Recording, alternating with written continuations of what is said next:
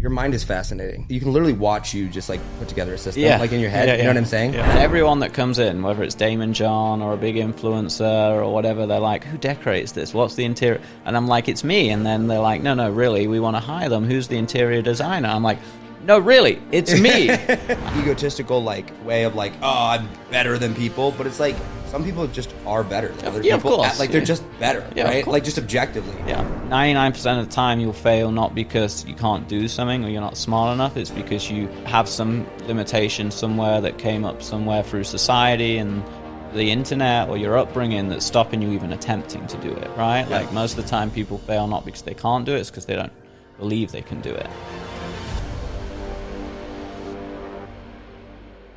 All right, ladies and gentlemen, welcome back to the Golden Mic. Today, we are here with, well, I actually asked ChatGPT to write a bio because he is worthy of that. Today, we're here with Rudy Mawer. More, yep. Huh? More, yep. More. Yep. All right, Rudy Mawer. He is one of the most brilliant minds in online marketing and business growth today. A self-made millionaire, he built multiple 7- and 8-figure businesses and empires before most people even picked out their business model. From running high-level campaigns for A-list celebrities to scaling his own empire, Rudy has been at the forefront of digital marketing evolution for over a decade. He's not just another marketer, he's a visionary strategist, a branding expert, Mr. Red, whatever we want to call him. He is the man, the myth, the legend. And Rudy, thank you, man. I appreciate you going on and making time for it. Great to be here. Yeah, it's been, how's Vegas been treating you so far? Vegas is good. The time zone hurts me. I get up at 4 a.m. But apart from that, it's good. Yeah. You like Vegas? Yeah. I mean, I come a ton for business speaking, so it's fascinating. Gamble at all? No, I don't. No. Good for you. Yeah, you look like a gambler. I don't drink, don't gamble. I limit all those things. I'm with you on drinking. No drinking, and my limit's like $25 a hand. Problem is, I'm like all in on anything I do. Yeah. So gambling would probably not be good for me. I'd probably be good at it because I'm really good at maths, really as a chess champion. So I'd probably be. Oh, really? You like chess? Yeah. But I don't know. It's best to stay away from that stuff. Yeah, because you could lose a lot of money. Yeah, right. yeah. I'm sure. Okay, well, we have limited time. I know you're a busy man, so let's dive in. I'm excited to talk today about content and branding, marketing, positioning, things like that. I don't think we're at FHL, right? And there's what, 4,000 or 5,000 people there. I don't think I've talked to a single person that if I look at them, I'm like, yo, so last 18 and 24 months, and they don't go, dude. Yeah. Like everything's changed, right? So let's start there. What have you seen? Yeah, I mean, I think this industry was like starting to mature for between like 2010 and 2020, right? Mature as a Yeah, like become popular, I guess, right? Yeah, it's a very immature industry, but I mean, look at you, bro. yeah. Like, Yeah. But it grew a lot, right? Yeah. And then I think 2020, COVID, that like 3 years of COVID or lockdown and post-lockdown, you had a blend of everyone going online. Yeah. You had a blend of like some big books coming out and lots of people teaching. Alex Hormozy switched to teaching. Grant got really focused on teaching. Yeah. All of those people, right? So, and just, I think because of COVID, it just swarmed everyone online. And I think the problem with that is it diluted the customer base because now everyone had the offers, everyone had the stuff that I had been doing 10 years ago and teaching, like, landing pages, low ticket to high ticket, upsells, book a call funnels, like the stuff, all the original click funnels people had done 10 years ago. Yeah. Now everyone did. And what happens in every industry is consumer awareness becomes a thing. So once consumer awareness reaches that peak level, what used to work doesn't work, right? Yeah. So it's that plus the competition is 100x. Yeah. Well, and also, I think the macro economy too. Yeah. Like, you know what I mean? Like, so many things have just shifted everywhere all at once. And particularly when it comes to like content and branding, one of the things that I think you do incredibly well, I mean, hence look at you in a positive way, is like you stand out, right? Like there is undeniably you, right? And it seems that for as long as I've followed you, at least, you have figured out a way, even just down to like the red, but overall, like a way to stand out and evolve, right? Yeah, because I think you have to if you want to, like, I always said I want to be a billionaire, right? And I still do, or at least like hundreds of millions, big company, right? So big goals. And I think you have to, to achieve, like hitting a few millions easy. I think hitting 10 million's easy. ish. I mean, get into like 50 million, 100 mil, it gets harder. But so I think, yeah, you know, to get to those sort of levels, at least the 100 mil and beyond, very few people do it. It's a small percent of a like a millionaire is a small percent, but Yeah. 100 mil is a small percent of a small percent, right? So I think you have to keep evolving. You look at all the most successful billionaires in the world, most of them have evolved through many companies, right? You have some rarities. Mark Zuckerberg fell into it and stayed with it. But even him, he's bought Instagram, right? It's like there's still he's getting into AI. There's a lot of evolution. So I think you have to in business. And then the standout part, I mean, I was behind the, you know, I've been running ads and marketing for 14, 15 years now, right? Yeah. Like right when Facebook started, I started. Yeah. So I think I was a behind the scenes guy for like half of that time of my life. Yeah. And then I realized that all the money was made by the people that weren't the behind the scenes guys, and they had the behind the scenes guys helping them make the money. And I want to make a ton of money, and B, I like to be in control and lead. I don't want to be the behind the scenes guy and have my hands tied to this influencer or whatever. So I became the influencer. Well, and I know you from like the Ty Lopez days, Yeah. right? Like that's where I first like heard about you, and it's interesting because it seems like, I mean, you've worked with some pretty high profile like A-listers, right? Like not small names, and so you are out front, but you're also like both. Like you're kind of Well, so I went in like cycles. So I built my own brand to, you know, we did about 8 million for my own business. Then I started taking all my knowledge and making money with some big fitness influencers and celebs.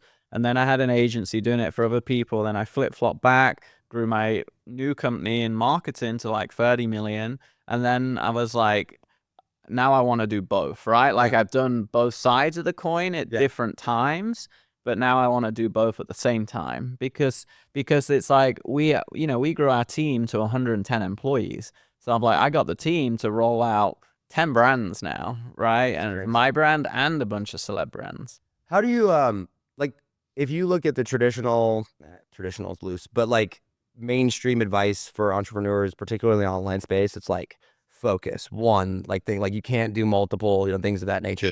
Sure. What's your thoughts on that?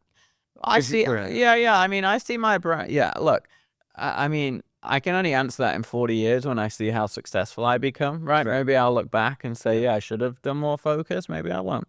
But I see like the brands and the celebs and stuff, they're more like products within a company. So the company is selling courses, information, education, entrepreneurship, or Interesting. Okay. right? And then within it, I see it like, okay, we have a skincare line, we have, you know, a shampoo line, we have like, I don't think it's too much different to that.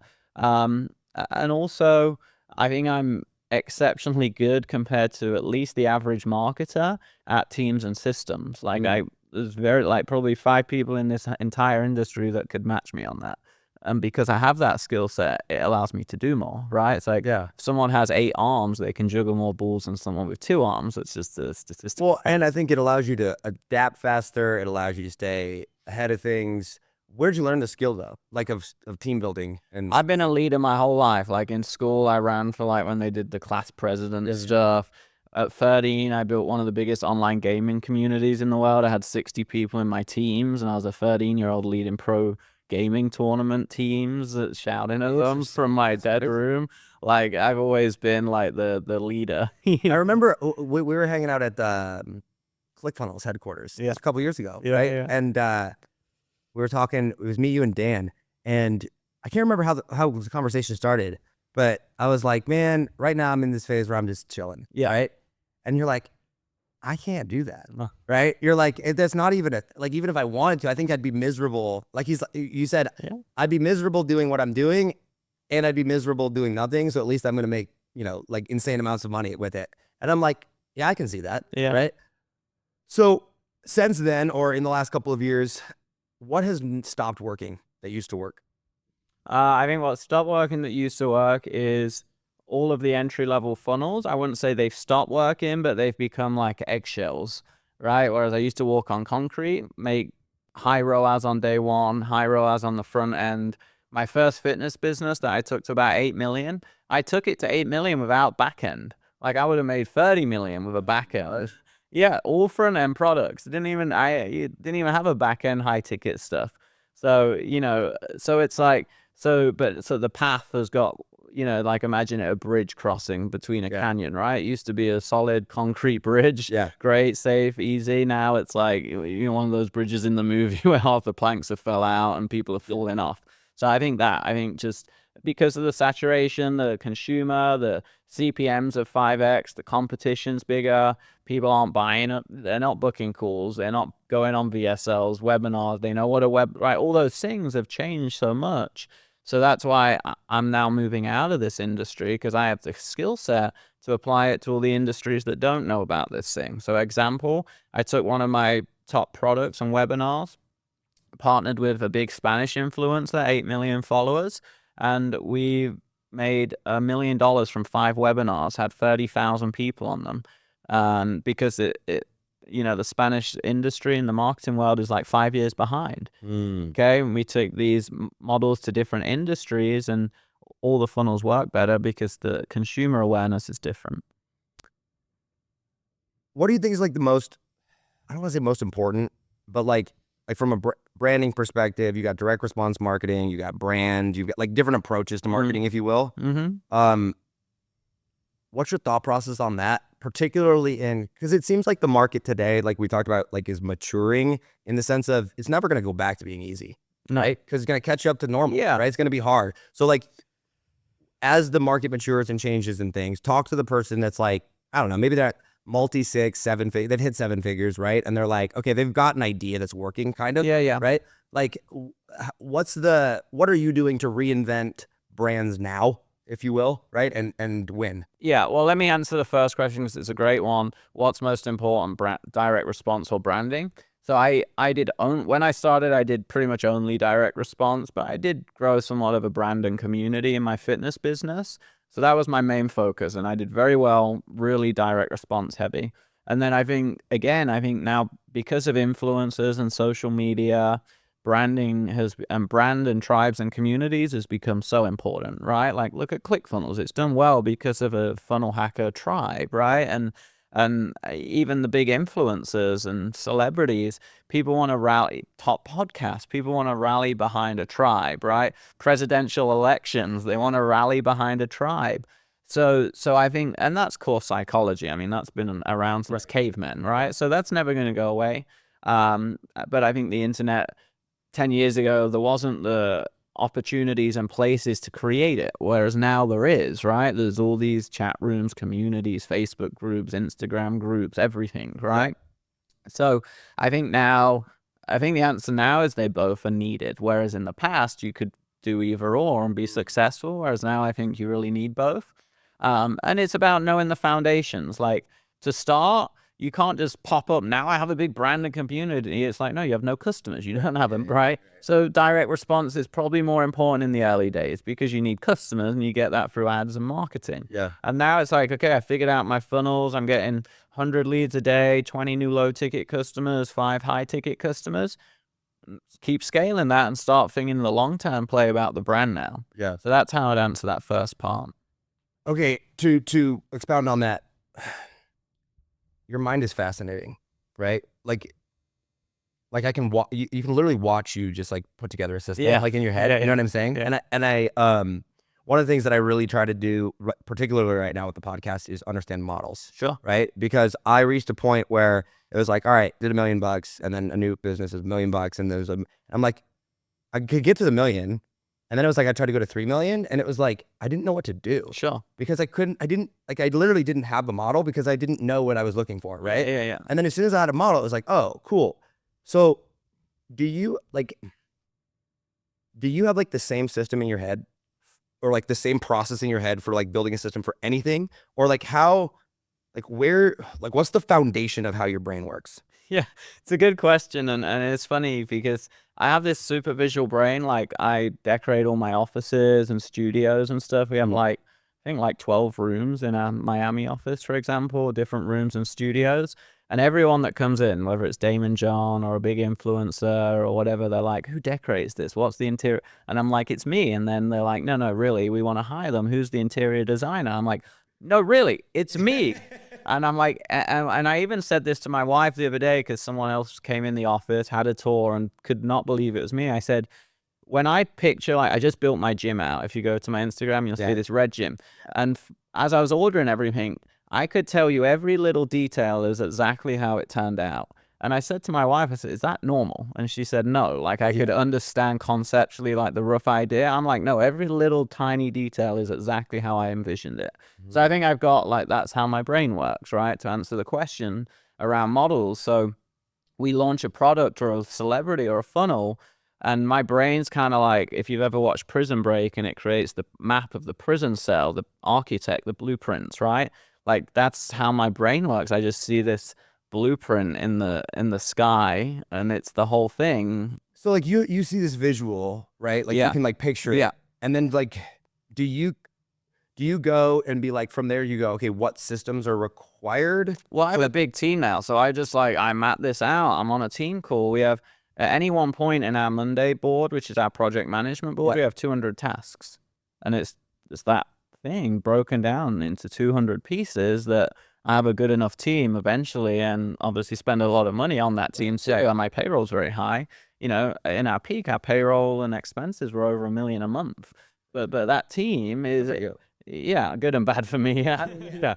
But that team is taking the blueprint, just like if you construct a hotel. Like, I'm the guy that comes up with the idea of the hotel, and luckily I'm also the architect, so I don't even need to hire the architect, right? I'm the visionary and the architect, which is very rare, and why I'm successful. That's right. Yeah. That's what I'm seeing. Yeah. It's fascinating. Yeah, and I can play on the influencer brand level because I taught myself to be like that. I used to be the behind the scenes chess guy, like, scientist, so I could, but then I was like, no, I can get more confident and get on camera and wear ridiculous things. And so now I'm like, I can, and that's what makes a pro athlete, right? Like, LeBron is like, you can be in the NBA if you're just a great 3-pointer, but if you can be a great 3-point shooter, a great defender, you can dunk, you can dribble, now you're the LeBron, right? So that's kind of how I look at it. Like, yes, I could just be good at teams and systems. Yes, I could just be the influencer and great on video. Yes, I could just be a great marketer and do all the ads and funnels. But the best in the world, I want to do all of them. Okay, this is a random question, so I hope it's not too personal, but like, is there like a really insecure version of you that drove and fueled all this that you had to overcome, or not really? I don't think so. No, everyone like, because people always talk about all their challenges, like, especially since I moved to America, everyone, like, in America is so open about, like, they went through abuse or this challenge or bad time. And I kind of half joke and go, like, maybe there's something so buried I don't even know it exists, or I genuinely think I did have a good childhood and a good life. But I think it's because it's my ability to process those things. Yeah. So when I get a lawsuit, a staff member stealing from me, something really bad goes, I've really trained my brain like a muscle to process it in a healthy way, I think. Yeah. Like, I truly think, yeah. And I mean, and I've always been a unique kid. Like, my mom was a gold medalist in triathlon. My dad was the Great Britain team manager of the Olympic team. So I'm not from, like, a normal family, right? You're from Great Britain? Yeah. I've traveled the world to the Olympic races every weekend, right? And my mom was a world champion triathlete. So I think that has an impact. Like, if you're, I think if you're Michael Jordan's son, you're probably, or, it's, right? Or even if you're Russell Brunson or Elon Musk's son, if you're from a unique family, I think it does give you maybe an advantage, even if it's not money. My advantage is being different. I'm okay to be different. I believe in myself. All of those key attributes I think I got from my family and parents. Do you think that's what drives you? Or do you, like, what at a core of it? Yeah, I mean, I mean, my granddad played pro cricket. My dad was an early pro runner and a pro rugby player. My mom was a gold medalist triathlete. So it's probably in my DNA to win. Yeah. Right? Like, and I always was a competitive kid. I always won at Monopoly. I played every sport, and, like, every year I changed sport and became one of the best. So there's definitely that, right? Like, so I think just in general being, and I don't think it's winning, like, haha, I beat you. It's more being the best version of yourself. Yeah. I just got back into triathlon 7 months ago, and, got super healthy again, lost a bunch of weight. I've already won my age group at a race, came 9th overall. and I'm like 7 months into because I'm like, and I'm literally training like a pro triathlete. Like if you looked at my training, my recovery, my supplement regime, my strength and conditioning regime, it's probably better than some of the pro Olympians. Wow. Because Really? I'm so Good for you. because I'm so obsessed. Like I have an obsessive like disorder probably with anything I do. I'm like That's good. obsessed. Yeah. And I also think like not in an egotistical like way of like, oh, I'm better than people, but it's like some people just are better than other Yeah, of people. course. Like they're just better, Yeah, of right? course. Like just objectively. Yeah. And I think that we, particularly in America, but like the society as a whole, we like basically like label that as a bad thing. It's like, oh, it's like, no, sometimes you're just and I think that it seems like you have a healthy way of going about that. Yeah, I mean, like unless you're naive in life, like you see some people and they're just useless. They're just like, I'm sorry, but they're just useless. Yeah. And you have some people that are Useless, not worthless, but useless. useless. Yes. You have some. No, everyone's worth something. Yes, everyone, 100%. you know, Yes. should be loved, and that every human being is an equal. Yes. But when it comes to figuring out a task, a project, being on time, Yeah. being reliable, there's a lot of people that are useless. Yeah. And there's some people that are exceptional. Yeah. You will ring if you need someone to come save your life or figure something out. Yeah. There's people you know you're not gonna ring. Yep. And there's people you know you're gonna ring. Yep. If there's someone that needs to run 10 miles for you to get a life-changing pill, someone you're gonna ring, Right. someone you're not gonna ring. Yeah. If you need money because the mafia are gonna kill you tomorrow, someone you're gonna ring, Yeah. someone you're not gonna ring. Yeah. If your husband or wife just cheated on you and you're crying and you want to commit suicide, someone you're gonna ring, Right. someone you're not gonna ring. Yeah. So there's people in life that perform highly, and they're people that are reliable, and they have high IQ and logic. And yeah, I mean, I'm more of one of those people, but most of the people on your podcast are probably those people too. True. And it's interesting. I found that the people that are the most successful that I interview, because I've had the chance to interview some pretty cool people, and they all have models. The one like they have these frameworks in their mind of how they make decisions and how they Yeah. operate. Like the book that really introduced me to the world is Principles by Ray Dalio. Sure, yeah. Bro, Yeah. totally changed my brain.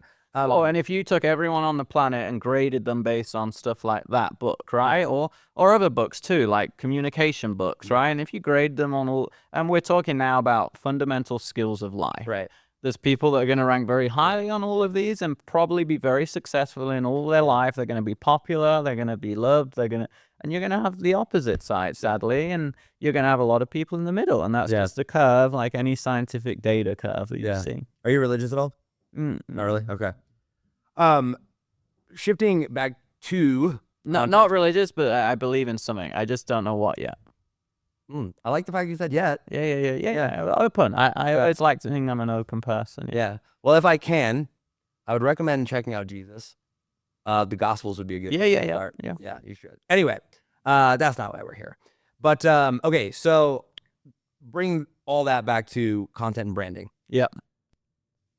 We talked briefly yesterday, I think. Yeah, it was yesterday. And what you're doing right now to capitalize on the opportunities and to reinvent stuff, not only from, yes, you worked with these, incredible A-list celebrities and brands and, run companies and all that, but like currently right now, tell us a little bit about that. Where do you see the opportunities and how do we capitalize on this? Well, my big move right now in the last 2 years is media and TV, right? Like,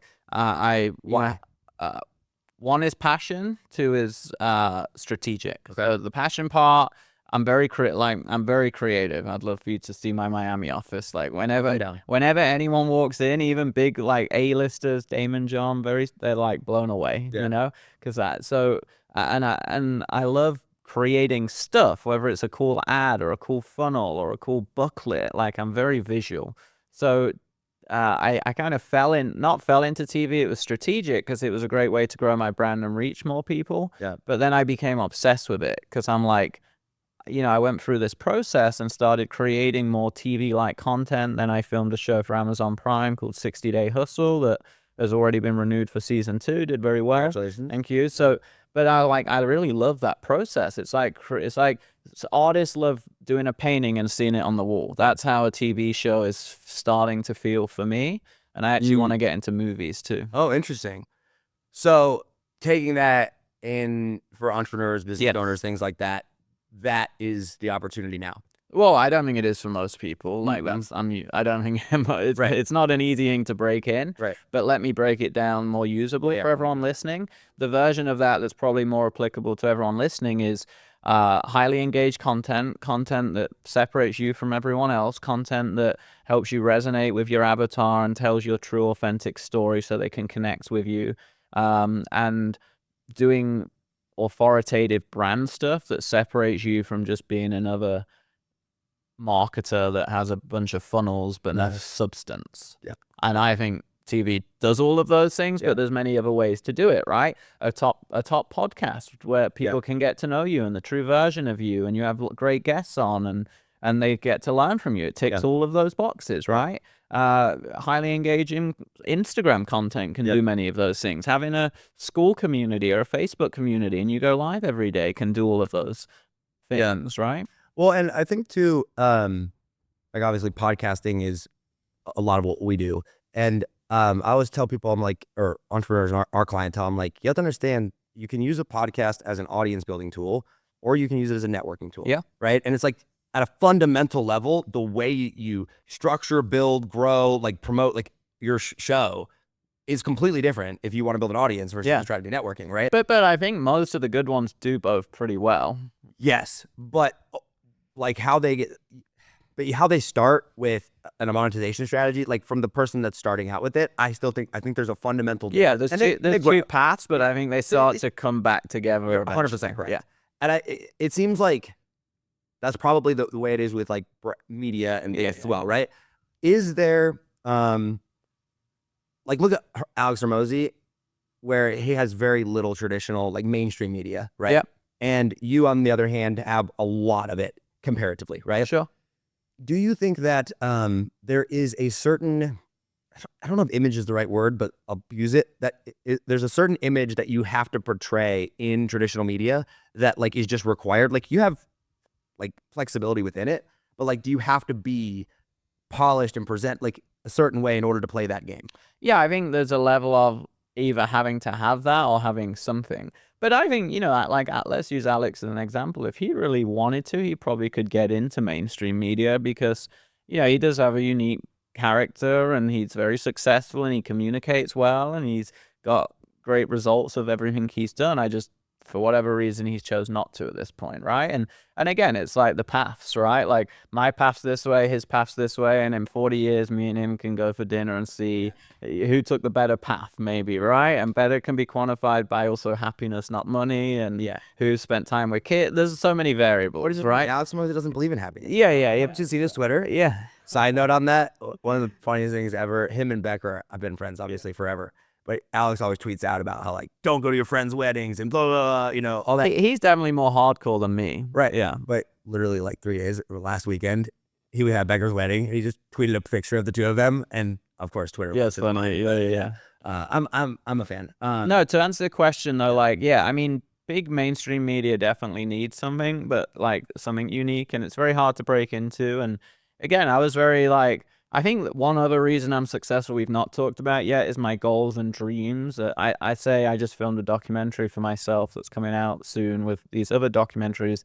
And I say in it, I think I'm delusional. And even my mom said, oh, you shouldn't use that word. Delusional is like bad where it's all lying. And I'm like, well, maybe it's the wrong word. I don't mean it like that. But I believe in myself so much that it's probably classified as delusion. Yeah. But I think every successful person, like Muhammad Ali, says I'm the greatest before he's started boxing professionally. That's delusion. Like, you're delusional. Yeah. Elon Musk, I'm going to fly rockets to space as a private company, have them land, beat the governments at doing it, turn it into a big billion-dollar delusional. Right? Like, delusion. You got to be delusional to be like out there successful.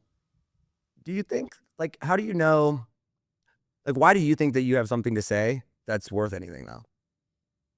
Well, I mean, it's like saying, well, how do you know you're good at basketball? Eventually, if you make enough baskets and win enough games, it's like, well, I think I've got data to support that, right? So I think you have to believe in yourself, but then you start getting trophies or medals or getting results, and then that's proof of there's proof of it, right? Like I was a scientist, sports scientist. So how science works is you have a hypothesis and a theory, and then you're going to go test it and then have data to validate it. Yeah. So that's what we should be doing too, right? Like I don't think anyone has the right to say you can't talk or I don't. speak, Yeah, right? 100%. So it's like everyone should go out there, and then 99% of people's problems, they don't dare because they're too scared of what everyone else thinks about them, and they're too scared that they may fail, and they too scared that they may not have enough authority or say the right things to even get out the front door. And you know what's crazy? And this is coming from someone who is quite religious. I think that people that are religious are oftentimes the ones that are the most caught up about it. Probably. Like they have, like it's like almost like a moral thing. Yeah. Right. It's like they're like, what if I say the wrong thing? Right? Well, and I feel, and again, I'm not religious, so Yeah. you tell me if I'm way off the mark, but I feel some of what I hear, for people that are religious is something sometimes teach that you should be modest and all inclusive and not try, whereas a lot of those things I don't do. So it's like, and I'm sure, if you could sit down and kind of talk about how they were written and why they were written that way in the Bible and stuff, the meanings would probably be different to how people, whenever Christians are like, or people criticize Christianity or be like, be modest or whatever, I'm like, Jesus was pretty much the most revolutionary person of his time, and he drove people out of the temple with whips. Then he said, like all the things he did is standing out, completely right, going against the norm and upsetting people. Now the reasons why were different. They were driven by different things, but I agree. I do. Well, they were for good, right? Ultimately, and what most of us are trying to do should be for good too. Or good, right? And I think you made a great point, which is that if we actually took the time to sit down and understand what the context of bearing witness, yes, big time. Context in life is so important, and the internet loves to take stuff out of context. But to come back to the point, I think it's an important one. If you're listening, 99% of the time you'll fail not because you can't do something or you're not smart enough. It's because you have some limitation somewhere that came up somewhere through society and the internet or your upbringing that's stopping you even attempting to do it, right? Like most of the time people fail not because they can't do it, it's because they don't believe they can do it. And I think, I was very lucky, like from birth or a very young age, I had the seatbelt taken off and I've just been running around free. Yeah. And I think most people have a seatbelt on them their entire life, and that stops them being the best version of them, being the happiest version of them, and building something awesome. Yeah. Yeah, I agree with that. I think that delusional self-confidence was the thing that my parents instilled in me best as well. Yeah. And that I mean, overall, you'll be a much happier person in life. Yeah. Because I have lots of friends, sadly, and there are lots of people and staff, and they all have this voice in their head most of the day and telling them all the negative things. And that voice for me maybe appears once or twice in a day, and I flick it away. Yeah. And I think that can be trained and should be trained, and I think it's one of the most freeing things to do for an individual if you can do that. Yeah. What is something that, like, what's the big problem that you're trying to figure out right now that like a lot of people I talk to, it's like either it's a lifelong thing or it's something that it's like a multi-year project or something. Oh, so you mean like what I want to solve, or like what are you trying to figure out, you solve, and like Yeah, I mean, people always ask me, where are you stuck or where do you need help? I can never answer that question. No, not that. Yeah, because that question, I'm always like, whatever I'm stuck or working on, I've already tasked out a bunch of ideas or things. Yeah, you solve that. But yeah, I think the big thing I'm trying to solve, I mean, fundamentally, we want to grow our holding company, right? And we want to really build everything we're doing in there to impact entrepreneurship and people. Like, what I do in my marketing business is I love these conversations, and hopefully some of the things I'm saying motivate people to go out there and chase their dreams. I mean, entrepreneurship at its core is a fantastic piece of the world that we need more of, and people to believe in themselves more and not care so much about what other people think. So yeah, I mean, what we're trying to solve at its core is empower entrepreneurs to grow amazing businesses that help more people through that. Our TV shows, documentaries, and our network is, one of our missions and core values on that side, which is newer in the last year, is to change the way people consume entertainment. Because I think most people get home from a job they hate, they watch Netflix and they watch one of those Love Islands or whatever, where it's all two people shouting at each other for 4 hours. It's the most And then insane they go to sleep, go to a job they hate where everyone's negative and also hates their job and Yeah. miserable, to come home and watch 4 more hours of negative. Like, Yeah. I want to change that part too, because what's made my life better has been YouTube videos of Les Brown, right? Or motivational videos, or even watching when I was in my 20s, grinding away in my own little apartment in the, a shitty apartment, just grinding away. I had the McDonald's movie on repeat, or the Facebook movie on repeat, or Wolf of Wall Street on repeat. Like, 100%. I want to create more stuff like that people can actually enjoy in the evenings, but it makes their life better. Interesting. A couple of, like, not rapid fire, but just Sure. like kind of direct questions that I think would be interesting for people. At what level of income, like personal income, is there like it no longer makes a difference? Yeah, well, I paid myself roughly the same for the last several years, 7-8 years. I'm pretty transparent. About 300 grand a year is what I like to live on and say I need, and I think that's a good level. And Yeah. eventually I'll buy like a 10, 15, 20 million dollar house on the ocean in Miami, and I'll have to increase that just because the mortgage is like 100 grand a month, right? And the property tax. But Yeah. for the most part, like, that's Yeah. been 300, 400 grand a year is a good income for me. And I mean, in Miami, it's very easy to spend more than that. And Yeah. if you do all the jets and the cars and all those things, but that's it for me. Everyone's got a different level. Some people can say, Rudy, that's crazy. You only need 100 grand, but Yeah. my rent is more than that. So, it depends where you live. But it's interesting though, because like very consistently, that's about the number Yeah. that people say. I found the same thing to be true, which is unless you're gonna fly private everywhere, Yeah. right? Because you travel a lot. But other than that, it's like, what else are you gonna? Well, I'm a big believer in diminishing returns in everything in life, because I've seen it in scientific models in the sport. Like, in every area of life, there's diminishing returns, right? And it's the 80-20 rule. So, 300 grand, I mean, you get the 80%, you get the amazing life, not having to worry about money, good groceries, couple of cars, nice home, all the great things. And then it's like like, now can you spend 2 million a year instead of 300 grand a year? 400 grand a year? Absolutely, but I think you're getting 20% more happiness, spending 6 times more. I would sooner invest that. Right, exactly, right. And it's like, especially if you have that mind of an entrepreneur or a producer, right, or whatever. It's like, why spend when you can? Well, I am putting back in my companies. It's like I could fly private, or I could build a new studio in the office or a gym this month, right? I could fly private next month, or I could hire a fourth. Like, at one point, I had 4 assistants.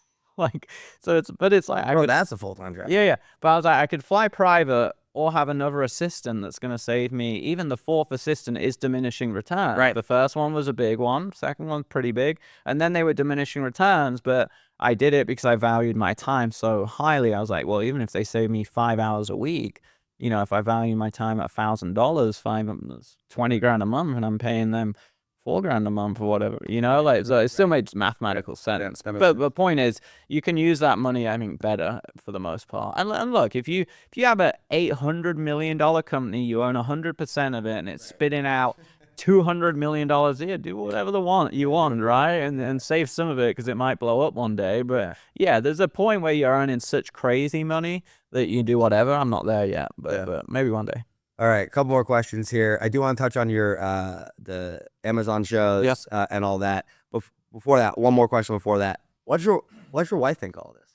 Like, what is she impressed by it? Is she She's indifferent? used to it by now. Yeah, definitely used to it, and she's used to, like, it's kind of interesting, because sometimes I have this, like, massive achievement, win a triathlon out of nowhere, but, like, she's actually used to me, like, being such a high performer now. It's weird, right? But yeah, she's like a more chill, like, the reason I honestly dated her and ended up with her is my life's so crazy. I'm so, like, driven. I'm such a leader, doing all these things. I wanted someone that could just ride the waves with me. I'm, like, creating the ripple and the waves and the stream. So she enjoys it, enjoys watching it, and comes along for the ride. And you know, eventually over the years, she's become much more entrepreneurial, and now she's finally trying to do her own stuff. And you know, since moving to Miami, she's starting to meet more powerful women and entrepreneurial women. And so it's been good for her. That's good. My wife's the same way as far as like she's steady. Yeah. Right. Yeah. She's like just she's there, and she's. I mean, we have a 13-month-old. Well, you need stability, right? Like we're riding 100 miles an hour. Right. You need somewhere. You need some. But it's so funny because sometimes they'll be like, "Babe, we just did, you know, blah blah blah, and spent this much on this," and she'll just look at me and she'll be like, "You made me this way." But okay. I know we're running up against time here, but you've got Amazon. A 60-day hustle on Amazon Prime, yeah. And then you got another show, don't you? Yeah, we're starting more shows. So we filmed last year another show in my office called Office Lockdown, where we locked 10 employees in an office for a week and they had to survive. Huh? So that's in Mr. Beast stuff, right? yeah, that's in production, and it should be out in this summer. We're filming a ton of documentaries for A-list celebrities, myself, some of our clients, amazing people. That's going to be coming out on big streaming platforms too, called Legacy Makers. So yeah, lots of fun stuff. And really this year, like I said, like this last few months, like I want to get into movies, and for me that was like one of those things where I'm like, I started thinking about it, and then because I'm so like, I think I have this good mindset. At one point, I was just like, yeah, why can't you? Because I've done everything else I've done in my life, I've achieved. Right. And that's probably the delusion of fear. Right? Like, I have no background in TV, movies, film, cinema. Well, I'm like, But like, I feel like that's what oftentimes will make it possible. Yeah. Right. And like the most extreme example of that is obviously Trump when he came in 2016, like nothing to president. Yeah. Right. And everyone's like, no. And like, regardless of like what you think of him or whatever, like that was just such an iconic moment. You know what I mean? Well, there's a big head start in the race if you just believe in yourself, right? Like, it's you imagine a running race, right? The people that believe in themselves, the gun goes off and they start running. 99% of the population are like stood on the start line for many minutes or hours or days, still thinking if they can even run the race. So there is a big advantage as he's going for it. Yeah. Oh man, well, dude, I appreciate your time. Thank you. It was fun. We'll have to do it again, and maybe I can come down to Miami. You should get a Cybertruck. I don't know if you have one yet. When it came out, everyone like sent me it. They said to wrap it red. There's one here. My friends have, but they rented it here. So the reason I don't have it is I actually own 4 cars and I haven't driven in 2 years. So I actually literally haven't driven in 2 years. So 2 years ago, I still own 4 cars. I need to sell 3 of them. But I made a decision 2 years ago to quit driving. So For time's sake? Yeah. So see, that's gonna be hard for me to give up. I like I hate it. To me, I was just like, so now my wife drives, my assistants drive, I Uber everywhere. So I haven't driven for 2 years. Well, I love driving, and then I got a Tesla, and it just drives me. Yeah. Like that's the thing where I'm like, I didn't think I would ever want to give it up, but I get it now. That I like. But also in Miami, parking's so ridiculous. Like, I mean, Yeah. 99% of the, and I built my lifestyle around me. So my office is 1 mile down the beach from where I live. So I walk a mile on the beach every day, go into the office, walk a mile home. Haven't left the beach in a month. If I do leave, it's the airport where I get an Uber or an event conference where my wife or assistant or someone's driving me. So Yeah. All right. Well, we will link all your socials down below, but tell people where they can find you. And for those that want to learn more about media and what you're doing with all that, because I know you got some cool stuff. Yeah, totally. Thank you. So Instagram's at Rudy Mawer Live. Google Rudy Mawer. Go to our main holding company website, Mawer Capital, spelled Mawer, capital.com. Honestly, Instagram links everything. Amazon shows called 60-Day Hustle. Our other documentary series called Legacy Makers TV. That's about it. Sweet. Hey, Rudy, thank you for your time, man. Really, really appreciate it. All right, everybody. If you're new here, consider subscribing. If you've been here for a while, thank you so much for watching. As always, hustle, hustle. God bless. Get paid, be free, and we'll see you next time. Peace.